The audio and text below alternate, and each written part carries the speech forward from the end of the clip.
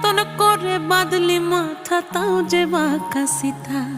মেদিনীপুরে রায়না চিরন বাঁকুড়ার ওই ফিতা, আরে যতন করে বাঁধলি মাথা তাও যে বাঁকা সিথা। পেছ পাড়ি